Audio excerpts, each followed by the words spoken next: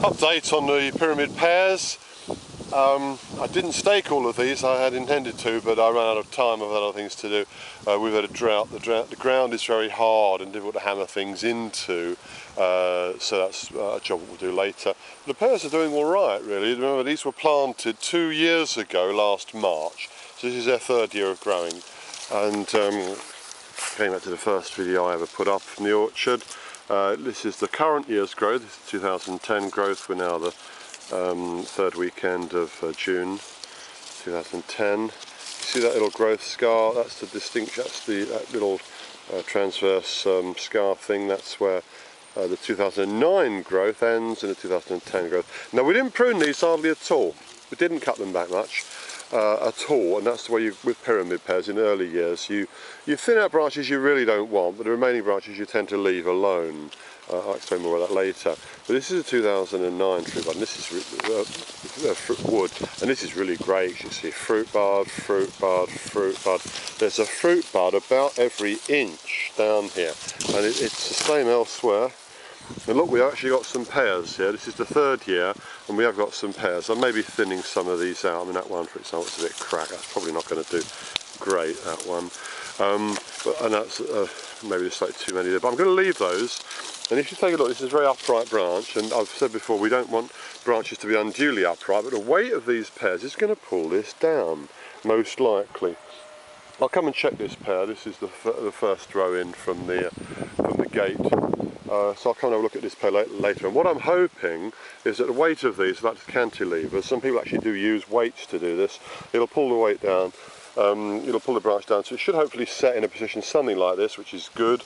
It reduces the extent to which it will grow. We don't want it to grow much more, and you can see fruit buds all the way along.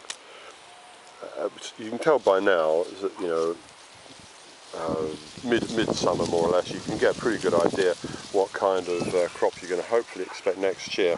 This is the third year of these trees growing, and they made decent growth this year. But the real story is a fantastic production of fruit bud is being made. As I said in the first ever pruning video I put up, what you're trying to achieve with your management of the trees is that each year you should achieve balance. I'll just have a look at another tree. Each year you should achieve a balance. You want three things. You want new growth to be made. You want some fruit buds to appear on the previous year's wood. And you want some fruit. This is interesting though here. You see there's the spur. This is what's obviously happened here is that we've had a bit of blossom and growth. The last year 2009 wood obviously ended in a multipotent sort of growing point, which has produced one actual pear plus.